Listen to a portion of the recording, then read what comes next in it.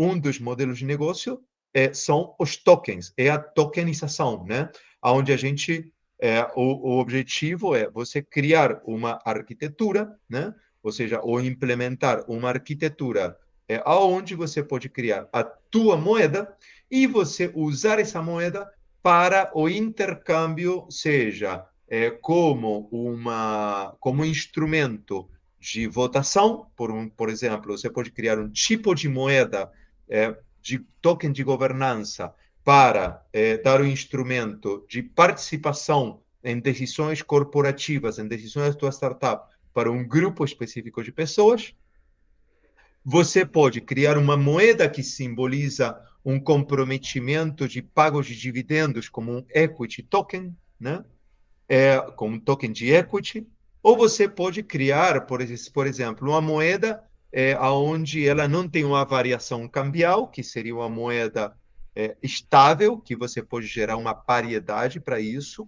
Você pode criar uma moeda que simboliza e está atrelhada a uma commodity, ou seja, a um produto ou a um serviço oferecido por sua startup, chamada um utility token.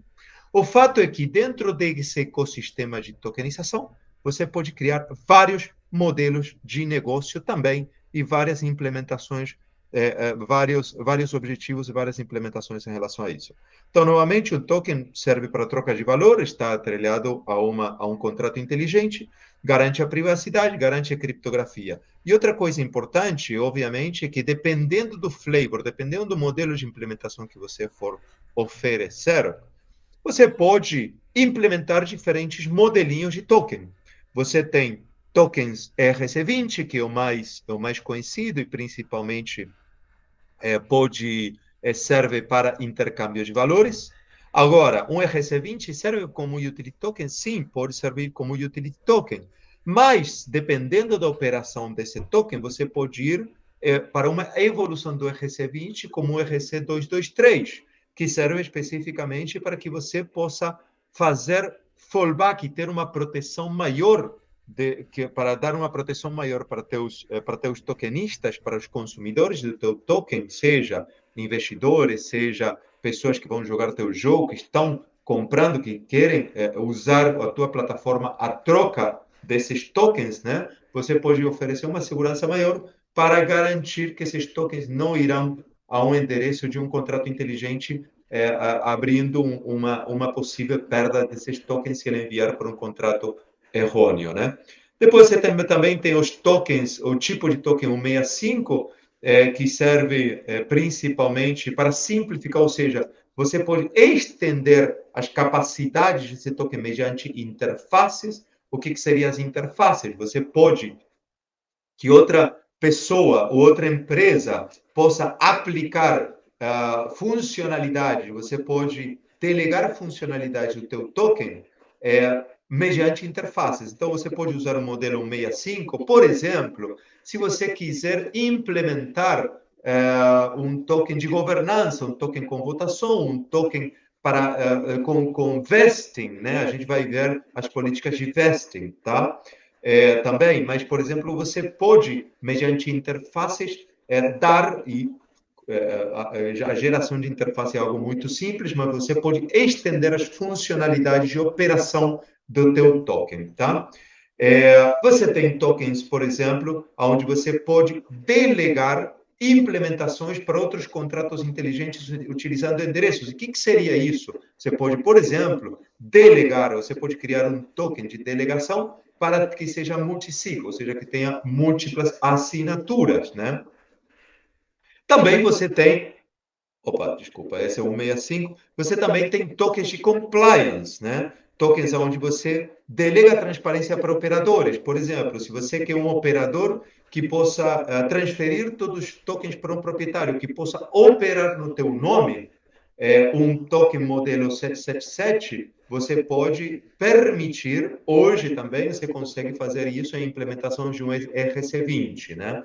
Mas você pode, com o 777, você pode delegar operações para operadores ou restringir operações por tempo para esse operador. Vamos supor que você quer delegar para um exchange que ela possa operar e revender os teus tokens para seus clientes, né? Então, você pode permitir essa delegação e você determina até certo tempo que se o que ela não vendeu, automaticamente ela vai devolver para você os tokens que ela não vendeu.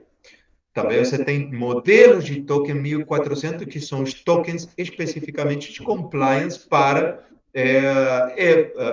não, por exemplo, não permitir ou evitar que certas carteiras que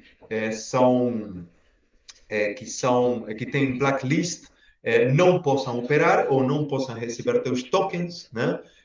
Ou determinar que somente carteiras que são homologadas como whitelist possam operar dentro da tua microeconomia. E, adicionalmente, você tem uma série de benefícios onde você, dentro de um token, você pode amarrar, atachar documentos, né? Então, você tem uma grande flexibilidade de operação, mas, novamente, isso vai depender da utilidade que você, o tipo de implementação do token vai ser do tipo de utilidade que você vai dar para esse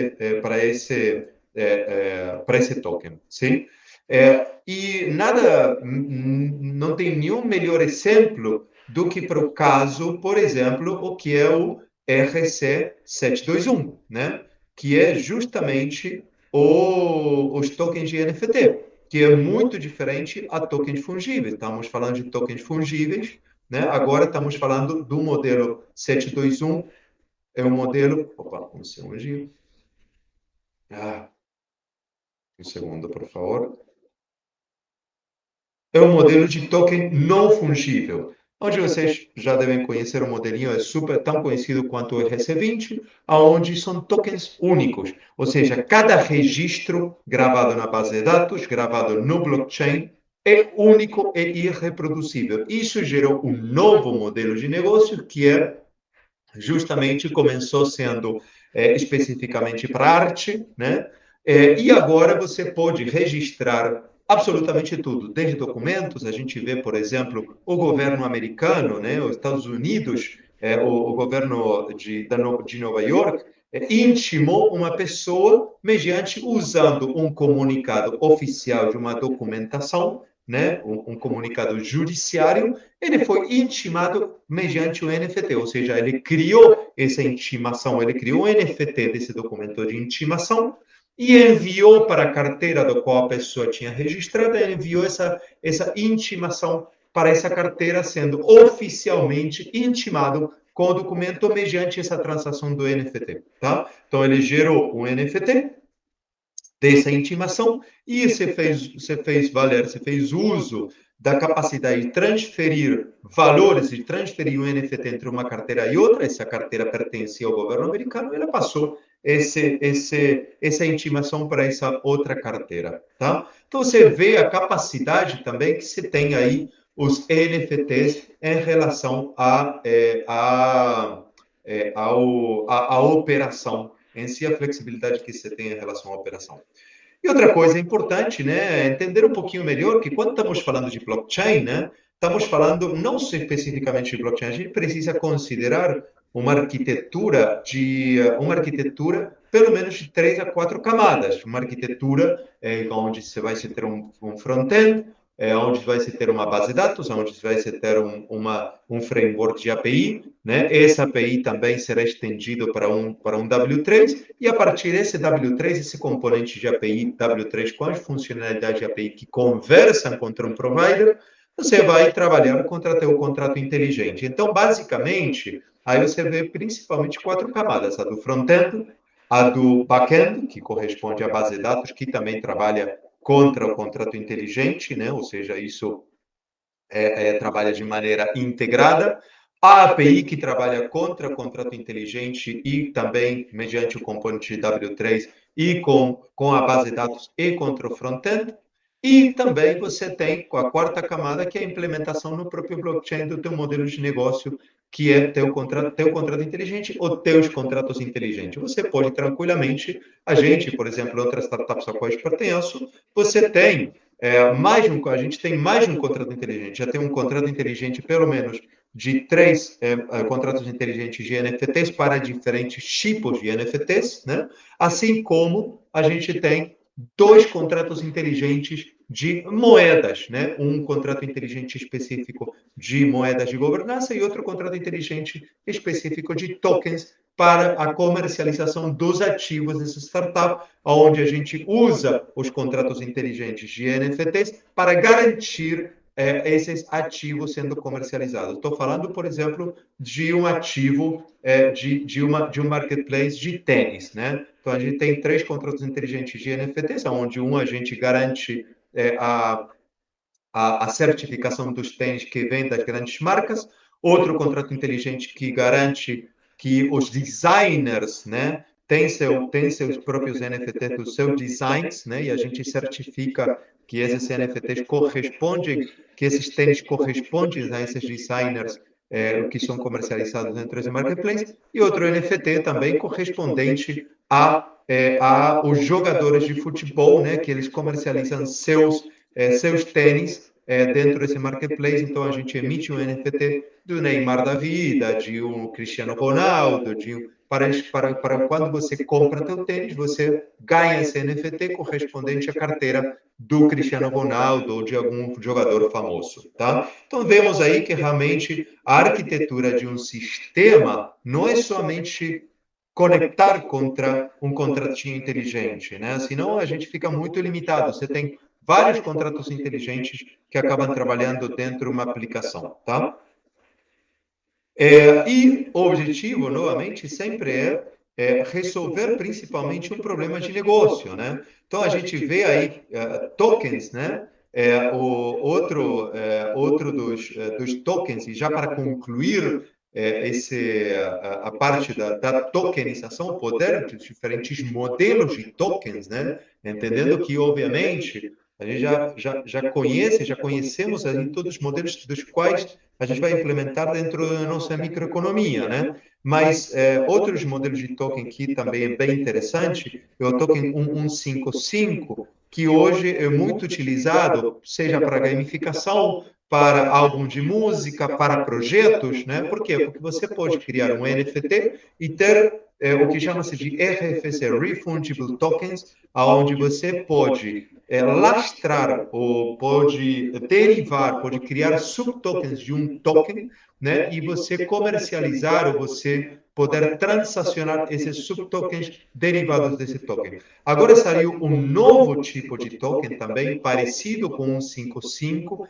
que eu acho que é o 627, onde você pode criar ainda mais tokens derivados desses tokens, ou seja, você tem várias camadas de tokens derivados desse token. Então, a capacidade de expansão dentro do teu modelo de negócio que você tem, relacionando tokens, relacionando contratos inteligentes ou relacionando tokens de uns aos outros, é muito, muito flexível, tá? Esse novo tipo de token é um token que eu estou começando a implementar bastante, principalmente quando, por exemplo, temos modelos de negócio também de álbuns de música ou projetos, ou, por exemplo, se você precisa, para o caso, certificar um inventário, né? Fazer um inventário de alguém é algo onde você vai derivar parte desse inventário para uma pessoa e esse inventário tem vários componentes, vários ativos, né? Que dependem de outros ativos, né? Então muito clássico para você poder fazer inventários eficientes, tá? Então eu vejo que essa capacidade, esse novo token tem uma capacidade muito forte aí para a expansão de novos modelos de negócio.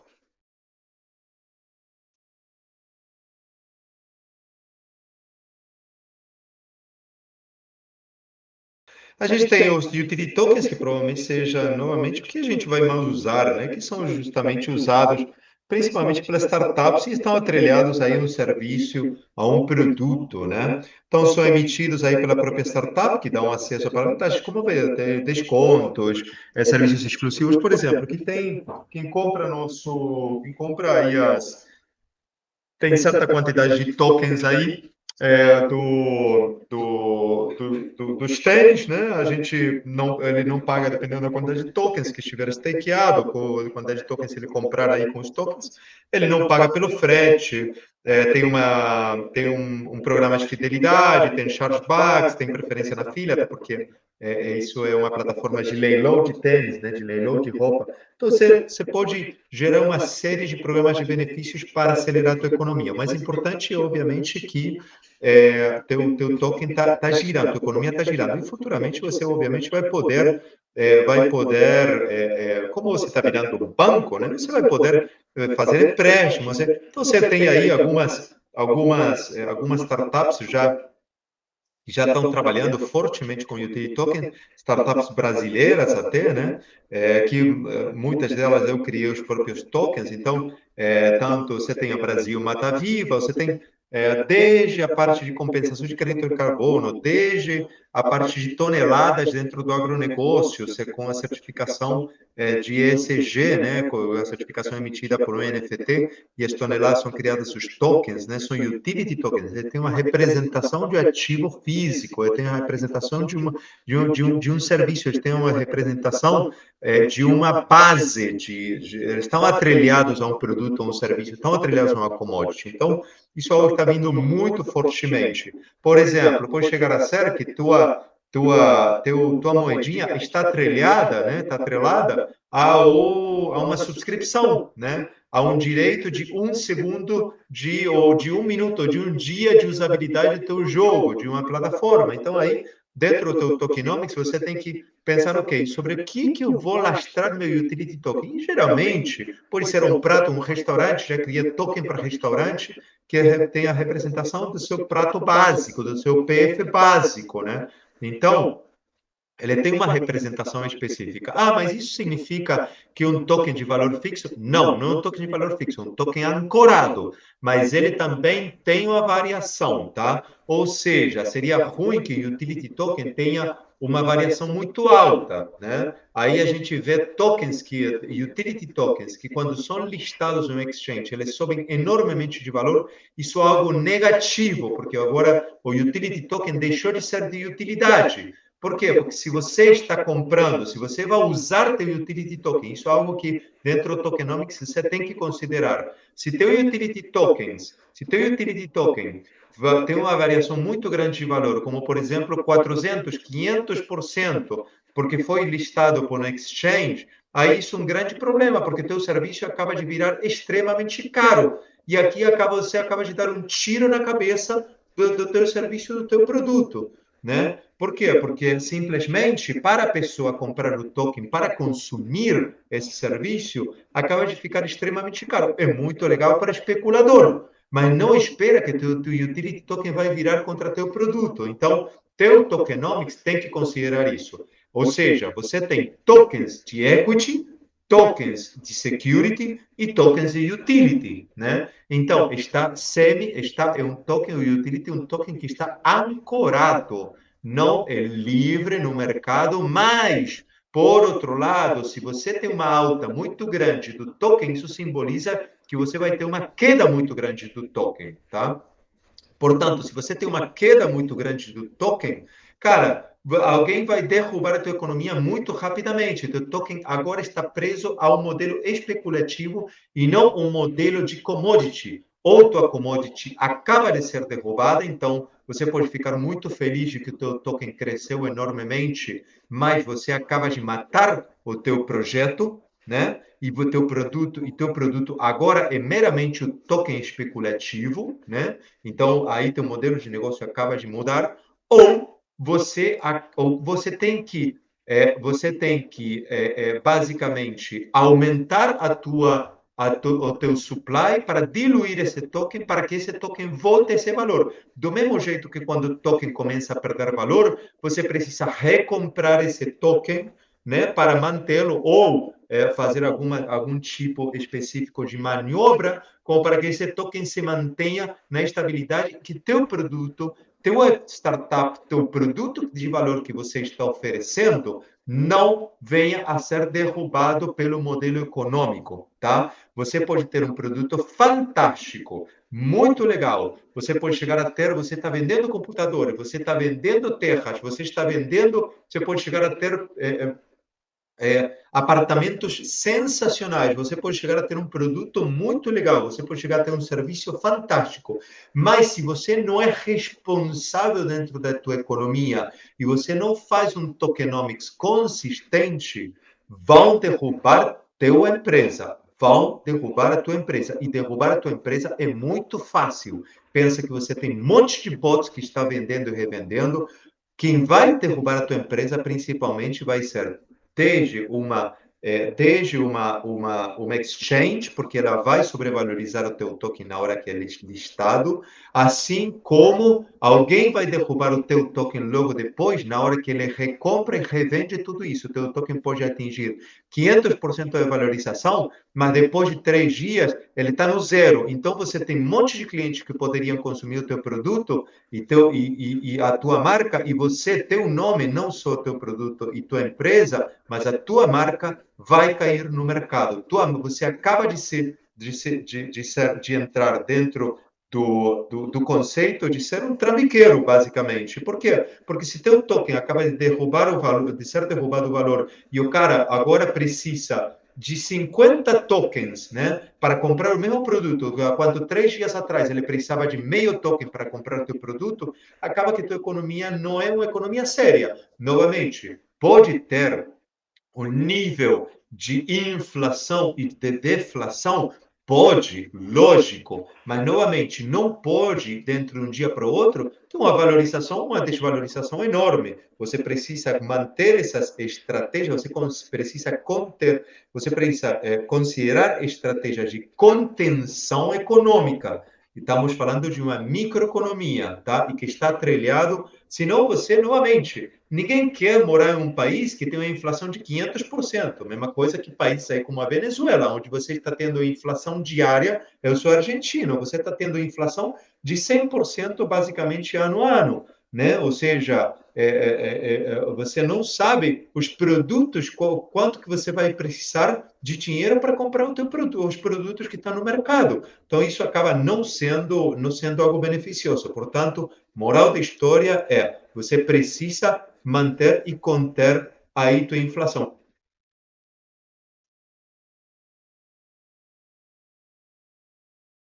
A gente precisa considerar o tokenomics, que é vital para a nossa economia. A gente precisa manter entender os fundamentos econômicos, entender os 3 pilares, né, de um ecossistema econômico, que são o desenho de mercado, né, ou seja, todos os princípios são princípios econômicos dentro do nosso ecossistema, que a gente precisa considerar. Primeiro, o mecanismo, o desenho do mercado. Como que a gente vai desenhar a nossa microeconomia com base no nosso produto e com base no ecossistema onde o nosso produto está navegando. Segundo, a gente precisa entender e desenhar os mecanismos do nosso ecossistema econômico. E o que significam os mecanismos? Principalmente são os mecanismos que simbolizam as regras de negócio, né? O market design, ele simboliza como os atores, como o mercado reage, como os atores reagem, se você, obviamente, vai ser diferente os atores, a dinâmica de compra, o time to money, o time to market entre uma entre uma indústria, obviamente você tem time to market diferente entre uma indústria e outra. Um time to market e a volumetria de negócios ou de produtos é muito diferente entre indústrias de agro e indústria de agronegócio, entre a indústria de agronegócio e a indústria de logística ou indústria de entretenimento, né? Então você precisa saber como os atores também trabalham dentro dessa indústria, como eles transacionam dentro dessa indústria. Isso faz parte do desenho do mercado. Os mecanismos do mercado, você precisa entender quais são as regras de negócio que você vai aplicar, quais são os incentivos que você vai aplicar. Por exemplo, dentro do mecanismo do desenho do mecanismo dessa microeconomia, você precisa considerar, ok, como que eu vou, diferentemente daquilo que estava comentando, do Game Theory, né, onde você aplica as regras de negócio para ter um resultado, na verdade, você vai, no caso de tokenomics, você precisa desenhar, você precisa saber qual deve ser o teu resultado para você dinamicamente aplicar as regras. E por que eu falo dinamicamente? Porque, principalmente, quando estou falando que você vai precisar aplicar um hedging, ou seja, você vai precisar aplicar uma estratégia de recompra de tokens ou uma limitante de liberação de tokens para você evitar uma tragédia dos comuns, a gente vai ver isso nas próximas slides, você está aplicando regras dinamicamente na tua economia para manter uma precificação, para conter a inflação, para conter a deflação, ou para você também manter uma supply desses tokens dentro desse ecossistema. E, por último, a gente precisa considerar o token design, que é justamente o que vimos. Que tipo de token a gente vai usar? Quais instrumentos dentro desse token, qual modelo do token que a gente vai implementar, como que esse token vai navegar, quais funcionalidades que a gente vai implementar para esse token, como que a gente vai estender as capacidades desse token, a gente vai usar, vai ser um token de governança, vai ter capacidade de governança, vai ter vesting, vai ter cliff, o que ele vai ter, né? Então a gente precisa considerar dentro do tokenomics todas essas estratégias, né? Então, basicamente, aqui o que eu acabo de comentar, o mecanismo, o design de mecanismos, como os participantes vão fazer o treino do teu token, como vai interagir entre eles, qual é a velocidade do negócio aí, ou do produto que você está oferecendo dentro dessa indústria, novamente depois o market design, quais são as regras de negócio e o outcome que você quer, e dentro do token design, o tipo de regras, estratégias de ativos que você vai aplicar dentro desse token, né? Você vai dentro do teu token, você vai ter governança, um token de governança, você vai criar dois tokens, um de comercialização e um de governança, então vai depender um pouquinho aí, né, do que você vai precisar pensar, tá? Então, a gente tem dentro desses três princípios básicos, a gente precisa entender, né, diferentes componentes de cada um desse princípio, o que esse princípio, como que cada princípio está delineado, diferentes delineadores, né? Então, a gente tem, para market design, a gente tem thickness, no congestion, safety, isso é a segurança. Para desenho de mecanismo, a gente precisa considerar a governança, os non-financial incentives os incentivos não financeiros e a própria estrutura, né? A gente vai ver isso nos maiores detalhes. E dentro do token design, você vai colocar, tem que considerar as políticas do token, se o token tem incentivos, por exemplo, incentivos do token pode chegar a ser se você, dentro do teu token, você tem algum tipo de premiação, você tem algum tipo de FIIs, né? As FIIs que você vai desenhar dentro do teu token, você também precisa considerá-las, e, obviamente, a arquitetura operacional. Beleza?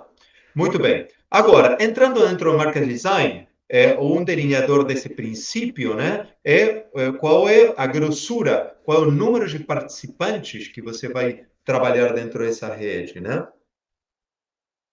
é, que não tenha congestão, né? Por quê? Porque, obviamente, se você tem uma alta congestão, você vai trabalhar dentro de um ecossistema de alta congestão, você pode cair dentro de uma cilada aí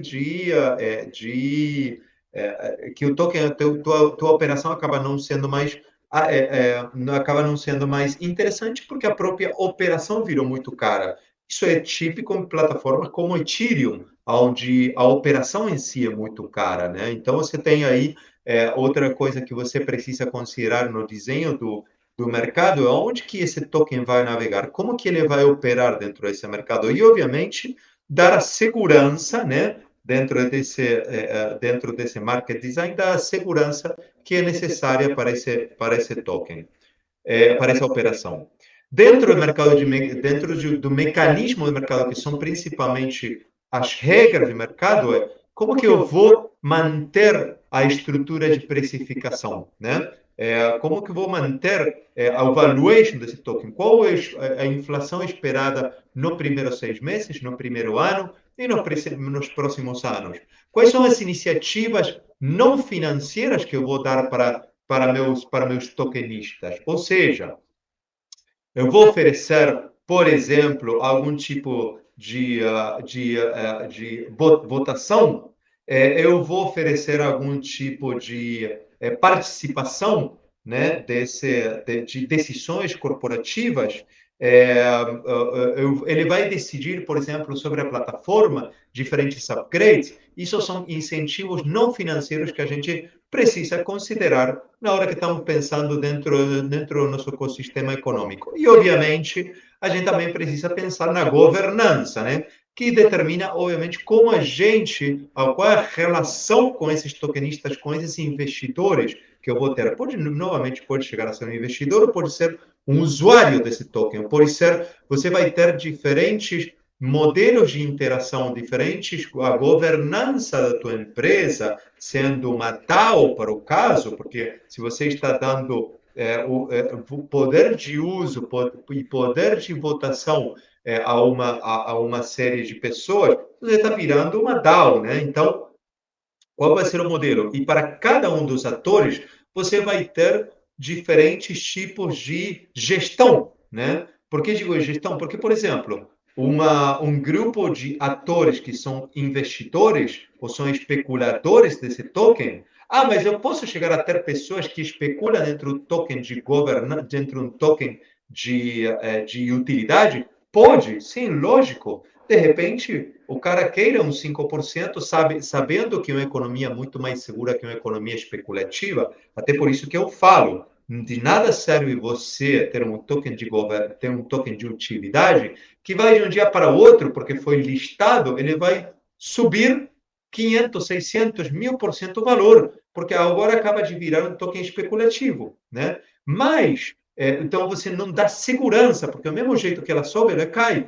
Então você não dá segurança. Então alguém pode sim querer investir no teu token, sabendo que ele vai ter segurança, que de repente no primeiro ano o teu token vai ter uma inflação, ou seja, ele vai ter uma valorização de 30%, e nos próximos anos ele vai ter uma valorização de uns 5%, 7%, mas é um ativo seguro, um ativo que ele pode ter uma liquidação rápida. Ah, Bernardo, mas puxa, mas contra aquilo que eu posso comparar isso contra um ativo financeiro? Bom, tudo bem, se você tem algum ativo financeiro que te paga 12% ano, 15% ano, que tem uma valorização do 15% ano, tá perfeito. Então, um token de utilidade, você pode chegar a ter um 30% no primeiro ano e depois ter uma estabilização entre um 5%, um 12%, 15% de valorização nos anos subsequentes. Por quê? Porque a economia vai crescendo, mas o que é legal é que, dependendo aí também desse token, você pode também oferecer, e aí já dentro do token design, você pode oferecer um mecanismo, dentro do token design, você pode oferecer incentivos financeiros. Por exemplo, cara, eu posso usar esse token também para, sei lá, eu vou ter um incentivo onde, se eu tenho tal quantidade de tokens, eu não pago pelo frete do que eu estou comprando, né? Ou eu não pago, sei lá, eu tenho um incentivo, sei lá, de chargeback, ou eu posso jogar mais tempo dentro do jogo, né? Ou eu posso ganhar certos NFTs, que eu posso depois comercializá-los. Então, você tem diferentes tipos de incentivos que você pode desenhar dentro do teu token. Obviamente, dentro do token design, você vai definir as políticas, que é o que justamente o que a gente já viu, e a arquitetura, as políticas de operação e a arquitetura desse token, tá? E outra coisa que a gente precisa considerar, né, são as diferentes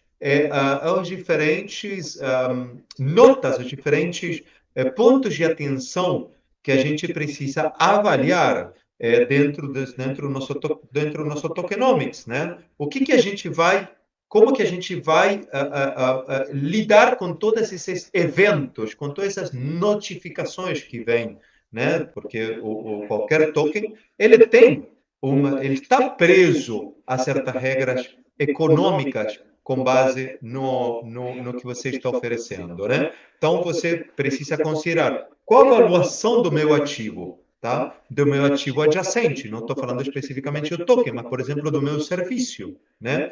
Sempre lembrando que, por exemplo, se você está oferecendo, se você está vendendo um celular, você, por exemplo, pode chegar a ter um custo desse celular. E depois, quando você gera mais celulares, o teu custo impacta, o custo diminui, né? Mas em si, como que isso vai impactar do teu ativo, tua commodity, contra o token, né? Contra essa dinâmica econômica, né? Como que você vai controlar tua inflação, tua deflação, qual vai ser as rewards, os benefícios, os incentivos que você vai dar para a tua comunidade, sendo que a tua comunidade é a que empurra a utilização desse token, né? Você precisa considerar a elasticidade entre a suprimento e a demanda, ou seja, se você não oferece uma X quantidade de tokens com base nessa demanda, o teu token dispara. Então, aumenta o valor do token. Então, vira um token especulativo. Né? Se teu token cai, então um monte de gente pensa, puxa, não, meu token valorizou, estou rico. Não, você acaba de destruir tua economia e você não sabe ainda. Né? Então, você precisa saber como é que você vai contrabalancear a tua valorização do teu token contra o ativo que você está oferecendo, sendo que você está vendendo, por exemplo, iPhones, está vendendo telefones, né? Para evitar o quê? Para evitar esquemas de pump and dump. Na hora que você não protege o teu token, não protege a tua economia, você precisa você precisa ser resguardado, porque senão vai cair teu próprio negócio vai cair e muito rapidamente vai cair, né? Então você precisa manter um equilíbrio econômico, tanto em relação a burn, quanto em relação a incentivos, quanto em relação à inflação, beleza? Muito bem. E, obviamente, por isso que é muito comum, o que acontece? É muito comum dentro de utility tokens que você possa chegar a ter o que é chamado da tragédia dos comuns. E o que é a tragédia dos comuns? A tragédia dos comuns é onde poucas pessoas derrubam, por conta de um pump and dump, derrubam toda a tua economia. Ou seja, basicamente, a tragédia dos comuns é o também chamado de o envenenamento do repositório, é onde poucas pessoas envenenam um token que pode ser utilizado por muitas pessoas. Ou seja, por conta de uma descoordenada consumo ou oferta de recursos, alguém pode derrubar toda a tua economia, derrubando aí teu ativo, derrubando a tua empresa, né? Então, novamente, você precisa evitar a tragédia dos comuns, e você tem várias estratégias, né? O utility token, dependendo, obviamente, do teu modelo de negócio, você não necessariamente vai liberar todos os tokens para teus tokenistas, por exemplo, né? Ou vai liberar uma certa quantidade de tokens para teus tokenistas, né? Ou, de repente, você vai recomprar. O fato é que você precisa manter a tua economia estável, porque senão depois ninguém vai ter iniciativa de comercializar ou de comprar o teu ativo, porque você acaba de amarrar a tua economia para a venda do teu ativo, e obviamente você acaba de destruir a tua empresa, né? Então, por isso mesmo, é tão importante fazer um tokenomics eficiente.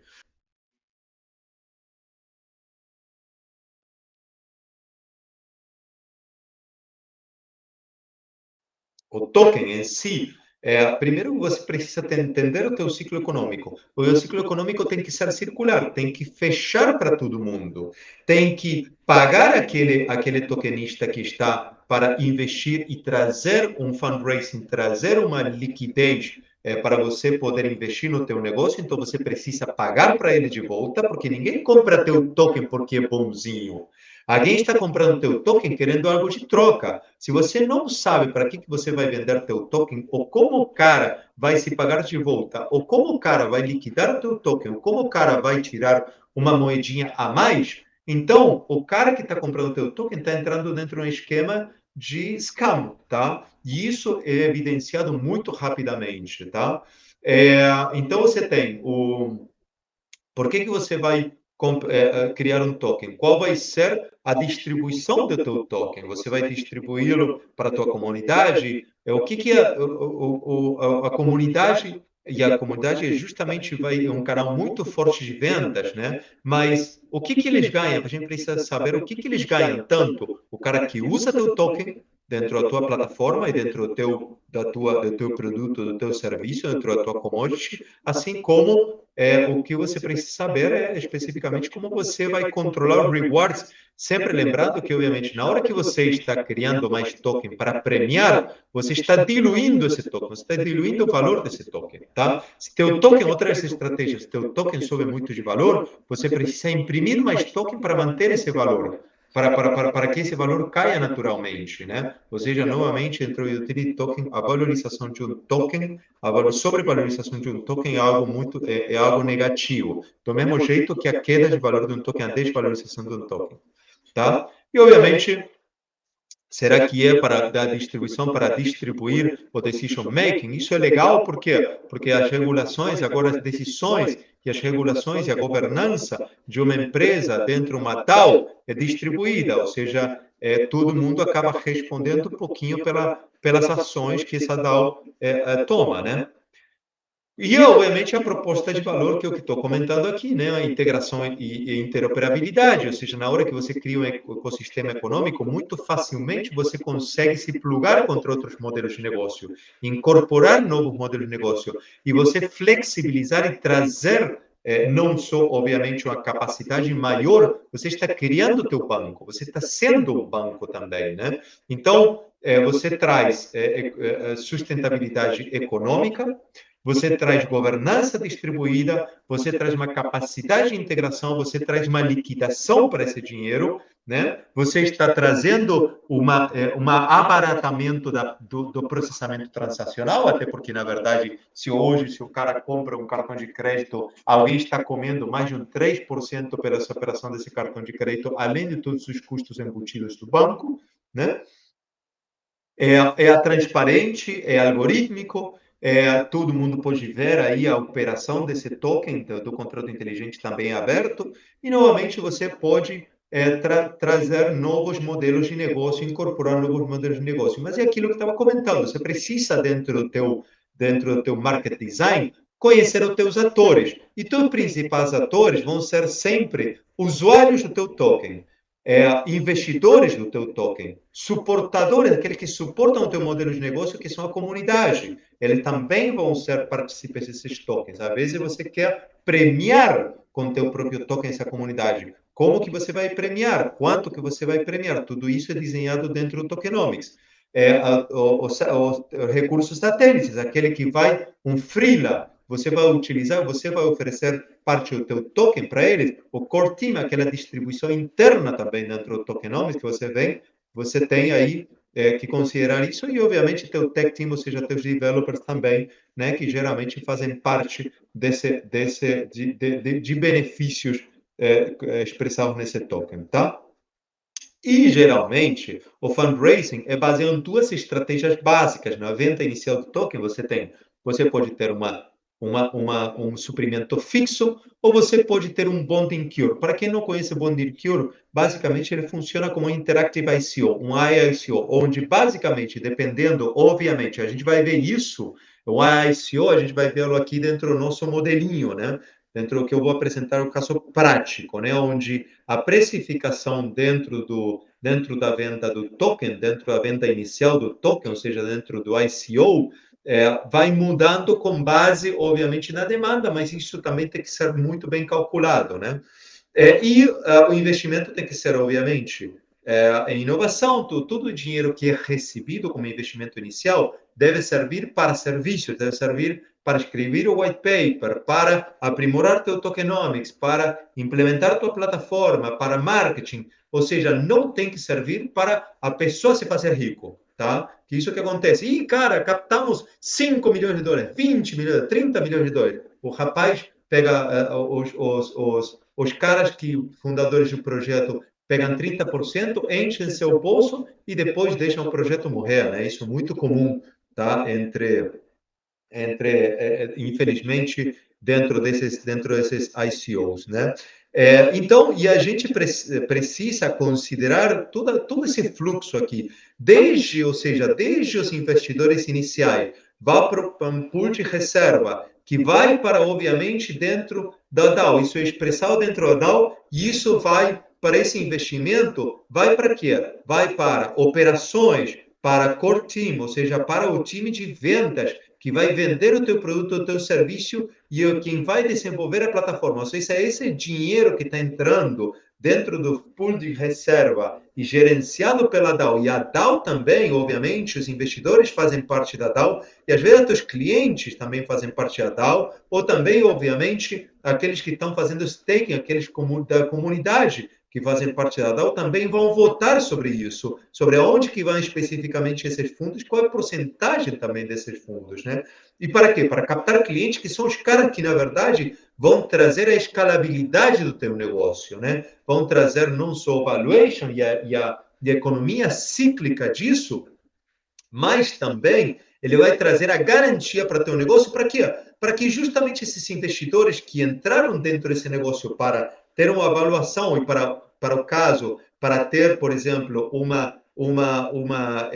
recebimento de dividendos, porque na verdade isso aqui não é um instrumento para você se fazer rico, é um instrumento econômico, tá? Não é instrumento para a galerinha daqui, o core team se fazer rico. Isso aqui é um instrumento econômico para evitar, por exemplo, para tirar de jogo os bancos, tá? Então, você quer que tua startup, que teu produto seja exitoso, e pela venda do teu produto, pela venda da tua startup, você vai pagar a esses investidores na forma de dividendos, aqueles que compraram os tokens e eles acreditaram no teu modelo de negócio, tá? Então é muito diferente ao que todo mundo hoje faz, de vender suas moedinhas e depois embolsa esses valores e não faz nada e não paga para ninguém daqueles que investidores iniciais. Não, o teu investidor está entrando para tirar uma parte de dinheiro. Ele quer dinheiro de volta. O teu investidor está colocando dinheiro para tirar 8x, 9x. Porque se o cara que tem dinheiro, ele vai pensar em colocá-lo no banco, senão, né? Ou vai pensar em colocá-lo em qualquer investimento oferecido pelo banco.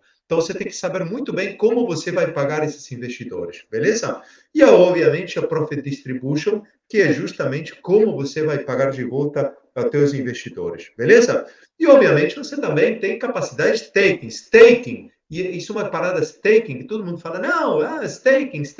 Cara, gente, staking também é muito perigoso. Por quê?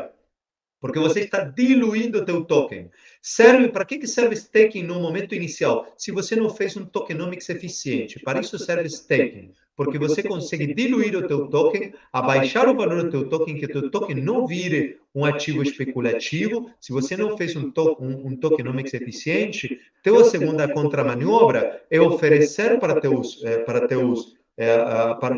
compradores de stakear teu token. Por quê? Porque você precisa inicialmente fazer uma estratégia de cliff e de vesting, tá? Para esses investidores. Senão os caras, na hora zero, vão derrubar teu token imediatamente. Aqueles tokens que tiveram uma valorização, um valuation rápido, cara, imediatamente teu token vai cair de valor muito rapidamente, em questão de um mês, o teu token vai ser derrubado. Né? Por quê? Porque virou um ativo especulativo. Se você não considera um cliff sobre isso, se você não considera um vesting sobre isso, cara, tua segunda contramanobra é colocar staking para isso. Por quê? Porque com staking você paga, dilui teu token, paga, né? E você trava esses investimentos iniciais. Beleza? Muito bem.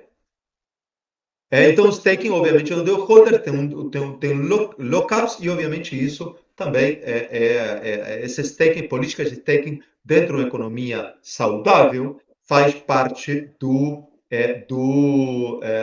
da DAO, das decisões dentro de uma DAO, faz parte dos que contêm, do que detêm tokens de governança, de poder tomar decisões sobre staking. E tokens de governança, obviamente, né, são simplinhos, eles dão direito de um voto específico sobre diferentes ações, diferentes decisões que a gente precisa tomar. Beleza?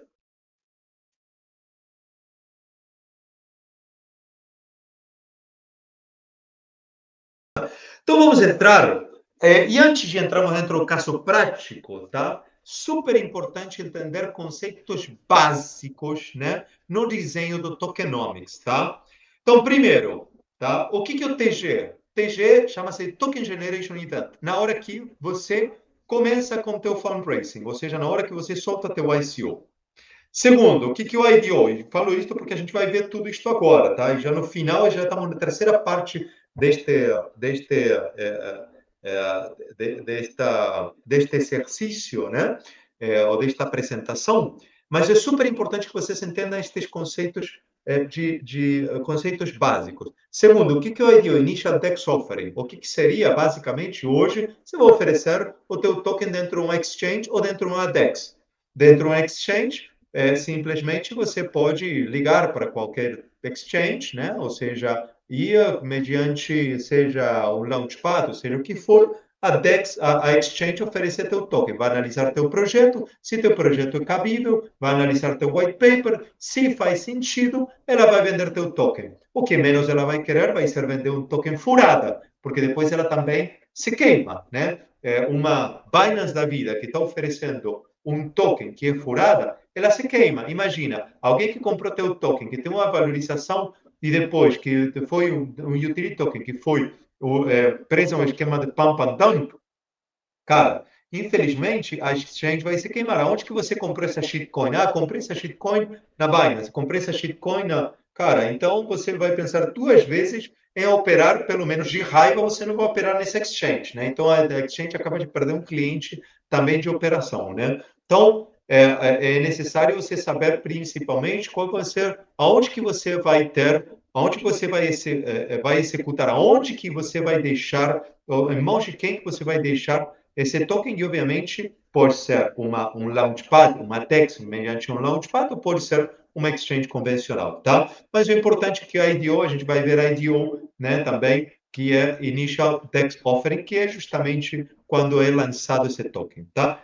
Então, um seed, obviamente, é uma parte de investimento, fundraising, que já opera principalmente com startups, todo mundo já vai saber o que é um seed. Um private é um VC, um investimento, é uma venda de venture capital. Um public é um IDO round, ou seja, onde todo mundo pode comprar teu token por um certo tempo limitado, né? Mesmo jeito que uma startup, né? Ou seja, a gente tem diferentes launchpads de startups dentro do âmbito tradicional, onde você pode comprar equity, como Equity, né? Empresas como Equity que vendem equity para público, né? Estão fazendo uma oferta pública, ou oferta semi-pública, né?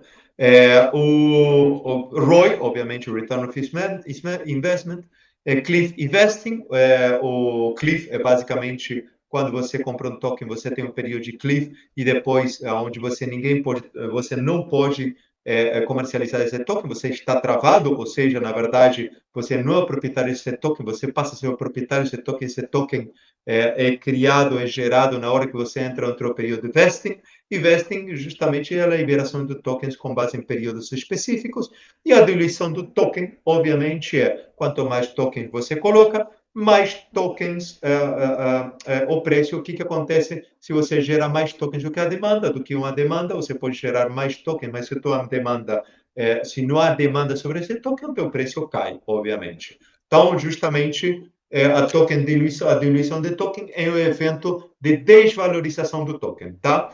Então, obviamente, é super conveniente quando o teu token começa a crescer além do que você já pensou em relação ao teu modelo de negócio, de quanto que deveria ter de valorização, que é aquilo que eu tinha comentado, aproximadamente um 30% no primeiro ano e depois entre uns 5% e 15% nos anos subsequentes de valorização. Para isso, senão você imprime mais tokens para diluir essa precificação e que o token se mantenha dentro dos conceitos. Que aconteceu com a AFIN? Olha que interessante o que aconteceu com a AFIN. A AFIN começou no seu TDC, no seu token, no seu TG, no seu IDO, ela começou, né? Ela teve uma venda muito alta e depois teve uma normalização desse valor, né? Então a gente vai entender muito bem, vamos entender as diferentes rounds do tokenomics, né? Como foi desenhado esse tokenomics, vamos ver toda a estratégia de que eles foram muito precisos com o que eles estavam esperando. Agora o token caiu para caramba, né? Mas deve ter sido por algum evento da própria empresa que ela não lançou o produto. Tem que ver aí como está esse produto, mas basicamente, realmente em termos de execução em relação à previsibilidade, o desenho do tokenomics foi sensacional. Execução 10 de 10, tá? Então a gente vai ver aqui, né? Vamos aumentar um pouquinho aqui. Vamos aumentar um pouquinho aqui a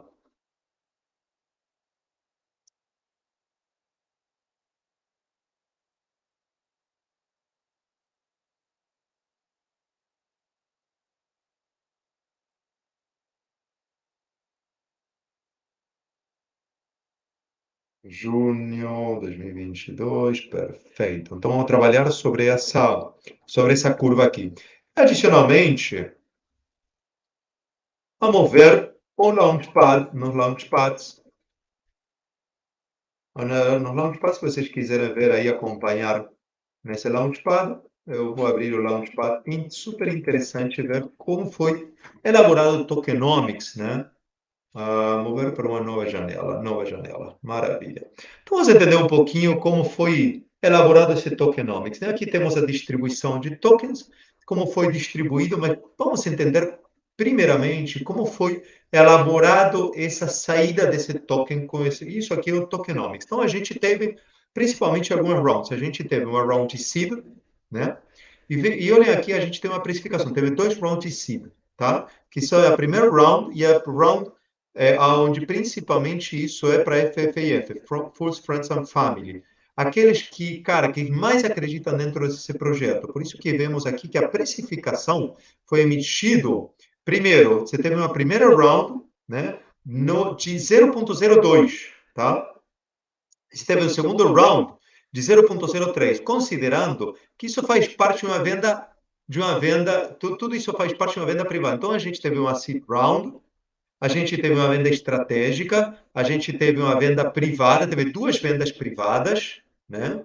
E a gente teve uma pré-venda pública e depois passamos para a venda pública, que é o Initial Tax Offering. Ou seja, isso tudo aqui são vendas públicas. Então, estamos vendo um valor muito mais alto desse token. Hoje está todo mundo perdendo com esse token, tá?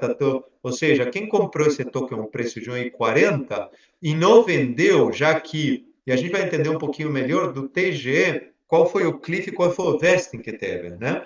Então vamos entender um pouquinho melhor como foi desenhado esse tokenomics, né? Então o que os caras fizeram? Os caras fizeram, vemos aqui, vamos abrir aqui, por exemplo, o seed mais barato, o seed é uma precificação de menor preço, né?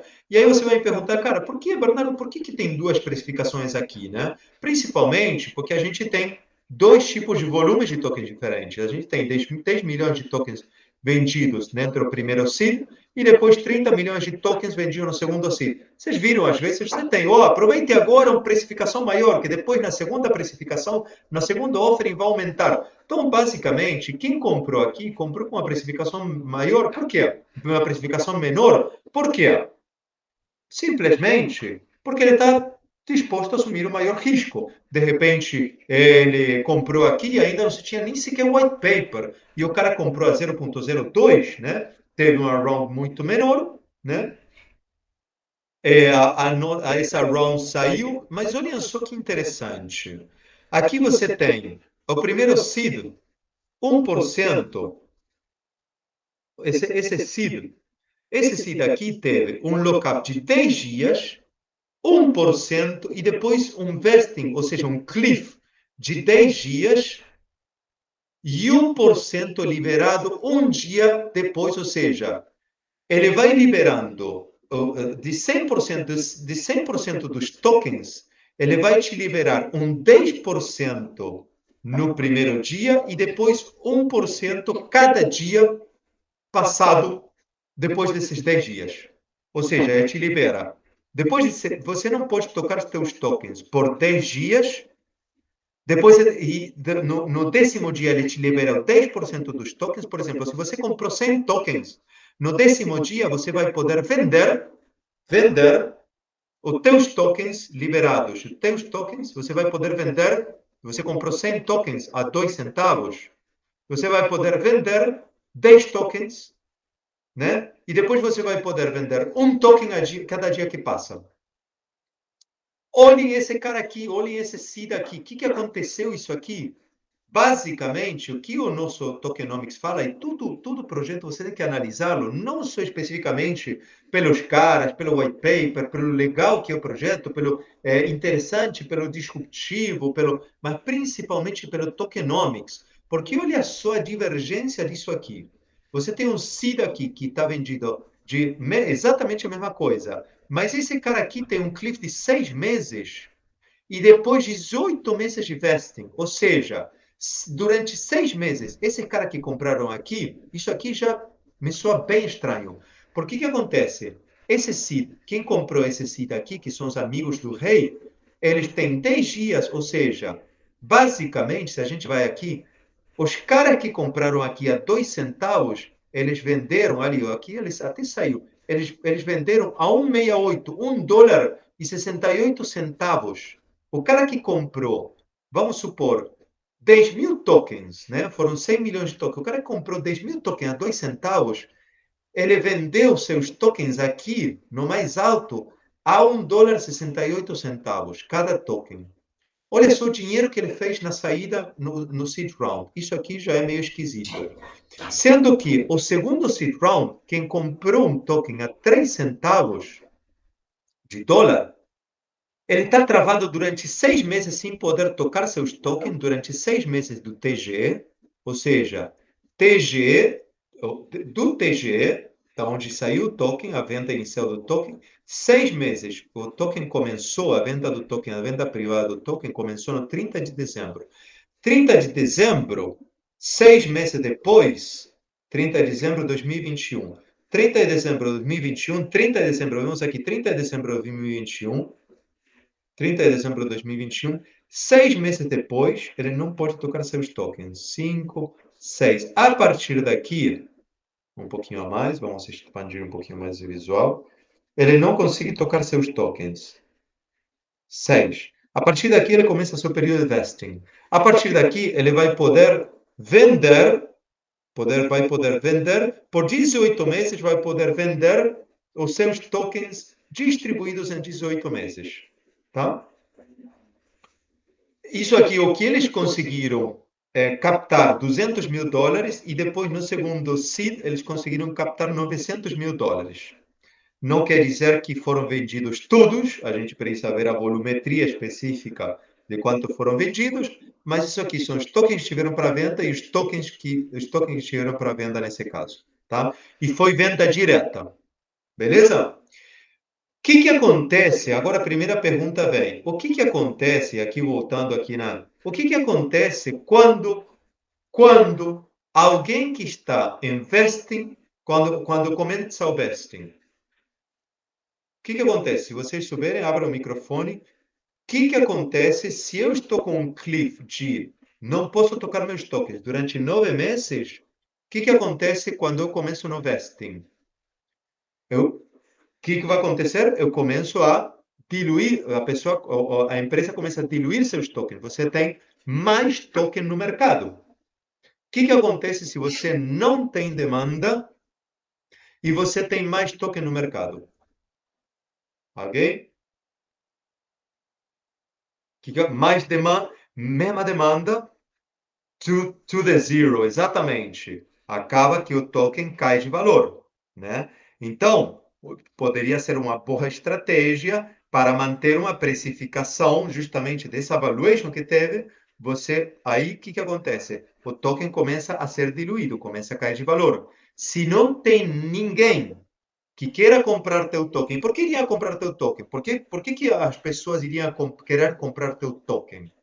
Ou o especulativo, mas o especulativo já caiu, né? Então você está diluindo o teu token, portanto, o teu valor cai, não tem tantas pessoas porque não se vê interessadas, quando que queiram esperar a cair mais ainda o token, né? Dependendo, vai depender da estratégia de cada um. Mas o fato é importante vocês pensarem no tokenomics, quando vai ser a época de vesting que vocês vão colocar seus tokens, porque na hora que começa a vocês colocarem as pessoas que compraram teu token a aplicar seu vesting, teu token vai começar a dar uma quedinha de valor. Se você somente, como que você compensa isso? Como que você aumenta o valor do teu token?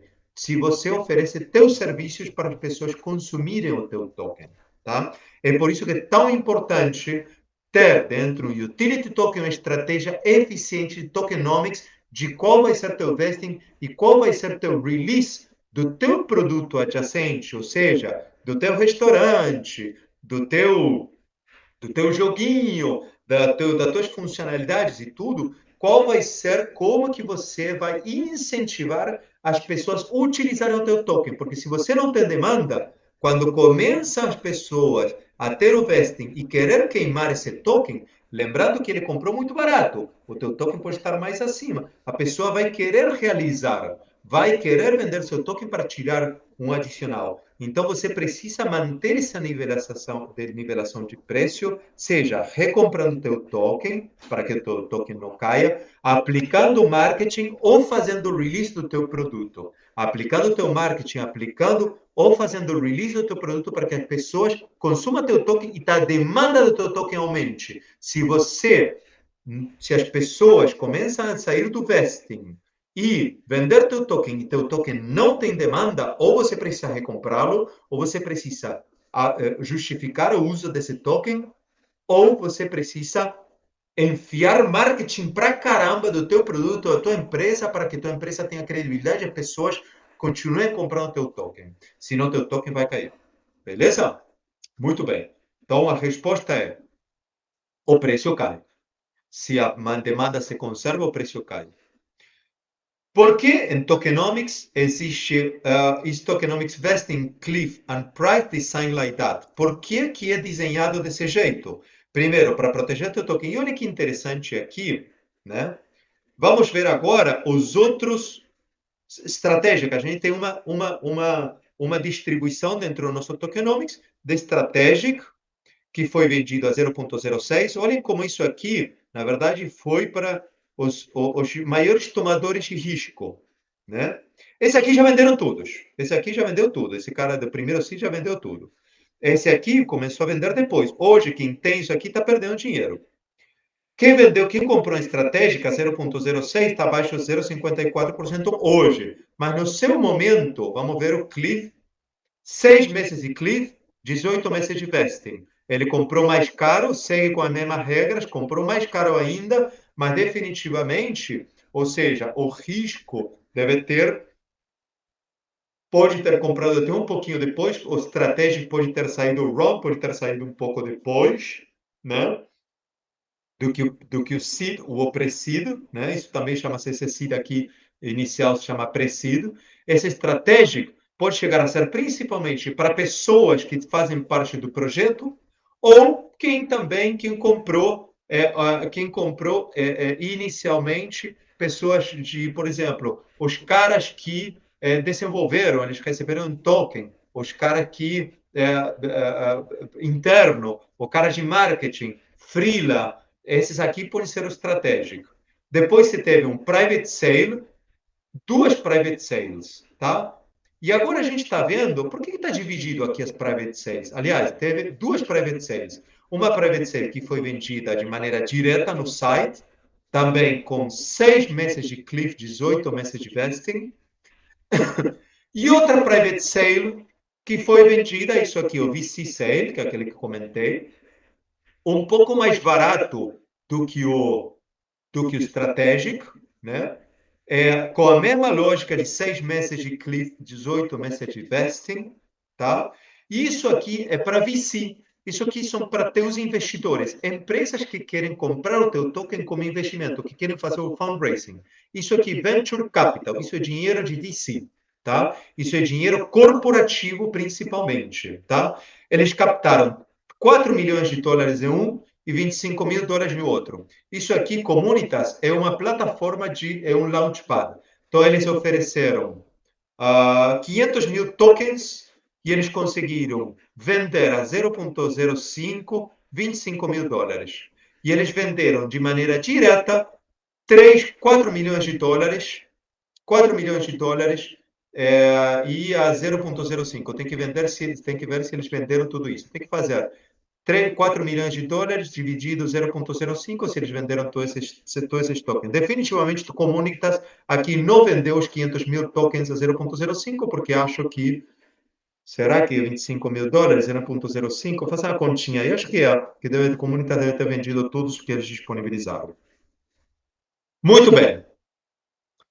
E depois veio então vamos para a próxima pergunta, né? Por que o tokenomics e o Cliff? Obviamente vai depender da confiança do projeto, vai depender por que os diferentes estilos, diferentes estratégias dentro do tokenomics, por que as diferentes estratégias de venda de tokens, diferentes momentos de token. Obviamente porque vai depender do relacionamento com os investidores, vai depender do relacionamento com os VCs, vai depender do relacionamento com aquele que está acreditando com o teu token e no teu projeto. Tá? Então, dependendo de quem está dentro e qual vai ser o valor de risco maior, vai ter maior risco, maior promessa de recompensa. Beleza? Por que tem strategic, vested, o mesmo que por que há diferentes precificações entre as diferentes lançadas vendas dentro do tokenomics, né? Bom, obviamente vai depender para preservar o balanço econômico. Obviamente, porque se você coloca para todo mundo extremamente barato, né, você não vai preservar, ou seja, por que você, por exemplo, dentro estratégico, está 0,06 e esse fulano aqui, o CIT está 0,03? Porque vamos supor, mesmo cliff, mesmo vesting. Porque esse cara aqui, na hora que ele começa com vesting, ele vai queimar. Mas o cara estratégico, na hora que ele começa com vesting, ele não vai querer queimar porque de repente ele comprou token mais caro do que ele calculou. Então ele vai esperar lá na frente para vender seu token, mantendo assim o balanço econômico, beleza? Então, super importante vocês pensarem em qual vai ser o release do teu produto, os diferentes releases do teu produto, para que o tokenomics também seja desenhado de maneira da venda dos tokens, desenhado com base no teu releases e com base, obviamente, no relacionamento que você tem com os teus fundraisers, com os teus fundraisers. Which is other strategy to maintain the price? Obviamente, aquilo que comentei, né? Ou seja, enfiar de marketing, buyback, community, participação de community. Se teu token subiu de valor muito, você pode diluir teu token oferecendo staking, lembrando sempre que o staking você vai pagar pelo staking, portanto, você tem diluição de valor na hora que você faz stake e na hora que você está pagando incentivo para os stakers, teu token cai de valor, porque obviamente você está diluindo o teu total supply, né? Obviamente também, obviamente vai depender do mercado do cripto, agora o mercado do cripto está subindo, mas quando cair o mercado, pode chegar a cair o teu token. E, obviamente, update de produtos, boa comunicação com o mercado, boa comunicação da tua empresa com o mercado, estabilidade da tua plataforma se você está oferecendo um produto digital, ou estabilidade do produto, que o teu produto seja consumível, um prato do teu restaurante que seja gostoso, que o teu restaurante esteja bem avaliado, e tudo isso vai aumentar a aderência do teu token, ou você tem diferentes estratégias para manter essa estabilidade. Por que existiria um ano? Pergunta para vocês. Muito bem, vou tirar essa só para pensar. Por que esse cliff aqui é de 6 meses? 6 meses de cliff, 18 meses de vesting. Por que eu colocaria, por exemplo, 1 ano de Cliff e 3 anos de vesting? Por que eu iria para uma estratégia maior? Alguém sabe por que eu iria para uma estratégia maior? Para não ter muita flutuação de preço num momento de ciclo de mercado, de baixa, né? Pensando 4 anos. Que mais? Tem outra também. Por que eu iria não querer ter flutuação de preço? Por que eu queria que o meu preço se mantenha estável? É um lapso tão comprido. Lembrando que a gente está dentro do ambiente cripto, tá? Isso é tudo muito rápido. Em 3 anos, 4 anos, tudo pode mudar, né? Por que eu como investidor, entraria em um projeto de 1 ano de Cliff, 3 anos de vesting? Aumentar a E é confiança? claro, né? Oi? Aumentar a confiança Aumentar a confiança. Aumentar a confiança de quê? na estabilidade do token. Quase. É aumentar a confiança, porque na verdade, o que acontece? Vocês vão ver isso com grandes produções. 1 ano de Cliff, 3 anos de vesting. Ou 1 ano de Cliff, 2 anos de vesting. O que acontece? Você está falando com a empresa, aquela que emite um token, é uma empresa séria, é uma empresa robusta. Vamos supor que você tem um jogo, um próximo Call of Duty. Quem está saindo com Call of Duty é a Activision. É uma empresa de seriedade. Cara, você sabe que eles vão lançar o que eles prometem de produto, se eles fazem, cara, a gente vai fazer o release de tal funcionalidade, tal joguinho, a gente vai colocar tal DLC, tal não sei o que, eles cumprem, entendeu? Então você sabe que você está entrando em um long run, entendeu? Então você está comprando um token extremamente barato, que lá na frente se promete ser um jogo espetacular, um produto sensacional, sei lá, então, você sabe que esse token vai ser consumido. Você comprou a 2 centavos, mas na hora da saída, na hora do consumo do produto como um todo, o token tem um valuation de $1. E está tudo bem. Todo mundo está comprando o produto o token $1, porque na verdade ele está trocando pelo benefício. O que não pode acontecer é justamente essas disparidades. Mas na hora que você tem produto para oferecer, e esse produto condiz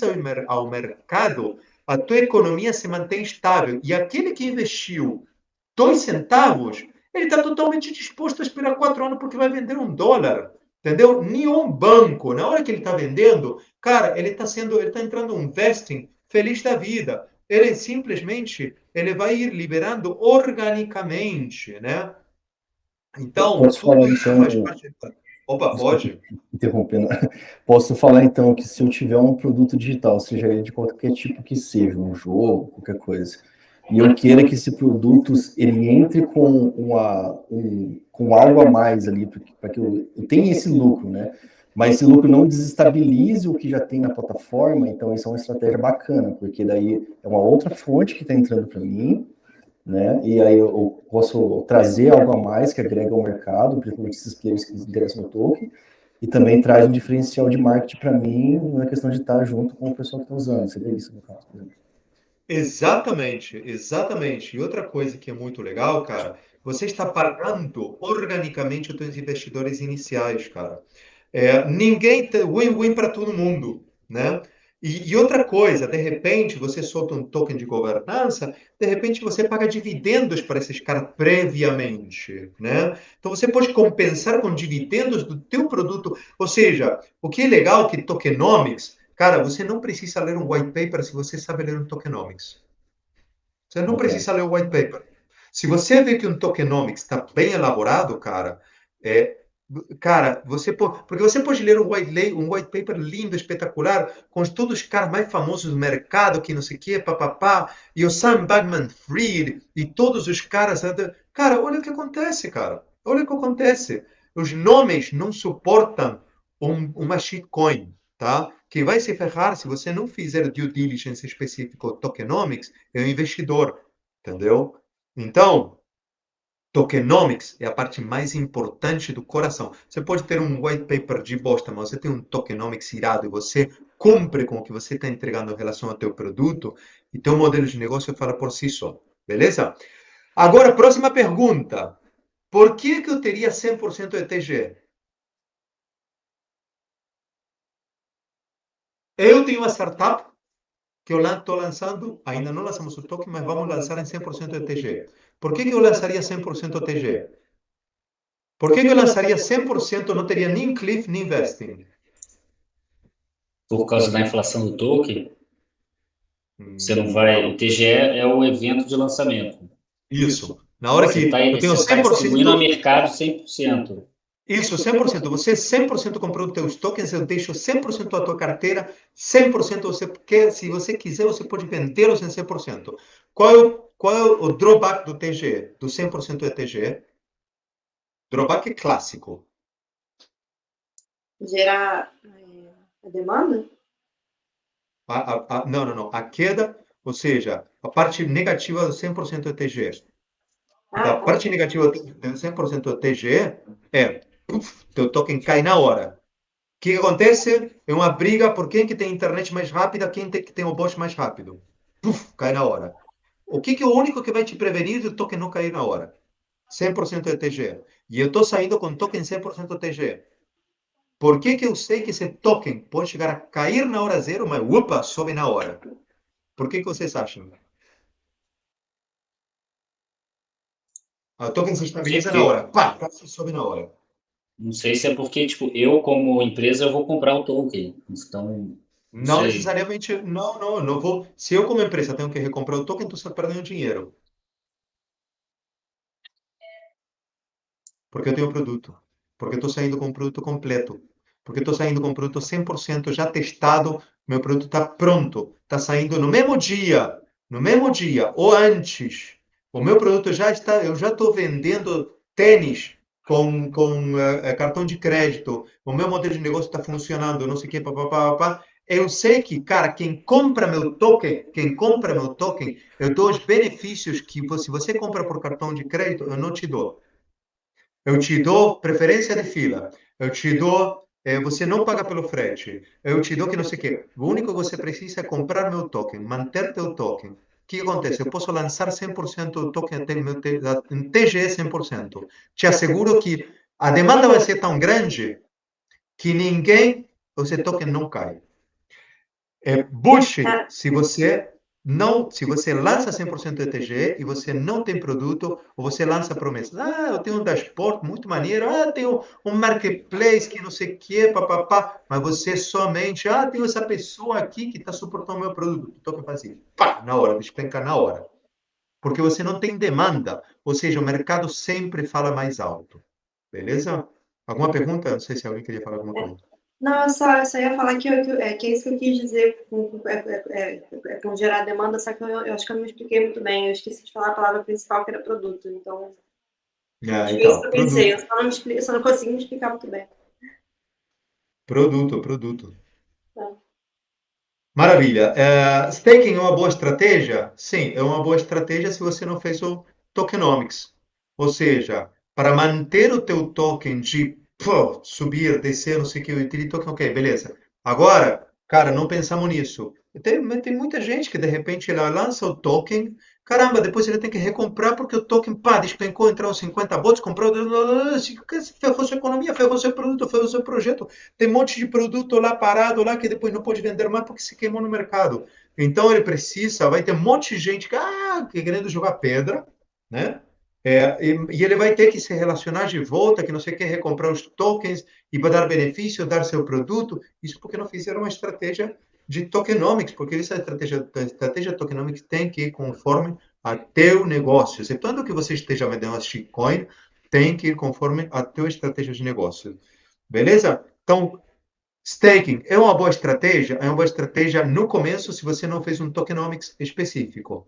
Staking é uma boa estratégia? Sim, é ótima estratégia lá na frente. Quando o teu modelo já está rodando, quando o teu ciclo já está rodando, está crescendo, e o token está começando a valorizar, cara, olha só, eu vou começar a mandar, galera, façam staking que eu começo a pagar, porque você quer também diminuir a precificação do teu token para que teu token... Então, você dilui teu token com staking. Sempre pensa, teu token é diluído com staking. Beleza? Muito bem. Mais perguntas? Deixa eu ver aí. Why token allocation have less token allocation between launchpads? Obviamente, porque vai depender isso aí. Porque vocês viram aí, vocês viram o cara teve um token allocation de tantos milhões de tokens, outro teve menos milhões. Porque vai depender do mercado. Ou seja, e vai depender, obviamente, do relacionamento do Launchpad com os seus investidores, né? Ou seja, o cara que opera em tal vai ter mais dinheiro, pode comprar mais token, pode comprar mais caro.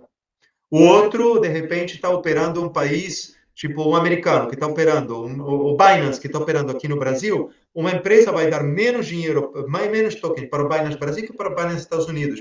Por quê? Porque é muito mais fácil liquidar meu token a uns 50%, porque eu já triplico, porque, obviamente, o dólar, se eu fizer, se eu vendo uns 50% a mais, e eu comprei em dólares, cara, já estou tendo muito mais dinheiro por conta da troca de dólar para o real. Em câmbio, um cara que comprou em dólar e trabalha em dólar e sua economia é baseada em dólar, ele vai querer vender, ele vai manter seu token muito mais alto, ele vai vender uns 100%, 200%, muito menos, vai depender, obviamente, também da onde que esse contexto ou Launchpad opera. Beleza? Por que diferentes rounds? Sim, já expliquei. Which is the price that goes to the white paper. Outra coisa, vocês viram diferentes precificações.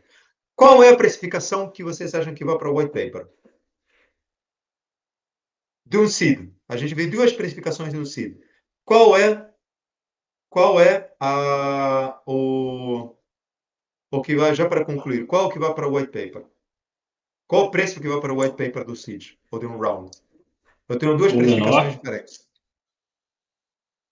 Será que é o menor? Porque eu, como investidor, teria mais... Eu como investidor, então, mas eu leio como investidor, se eu pago o maior preço, minhas decisões vão ser baseadas nesse menor preço. Eu posso derrubar o token se eu comunico mal, de maneira errada. Se você comunica aos investidores de maneira errada, o cara vai tomar decisões de investimento que podem involuntariamente prejudicar o teu modelo, prejudicar ele e prejudicar o teu modelo de negócio.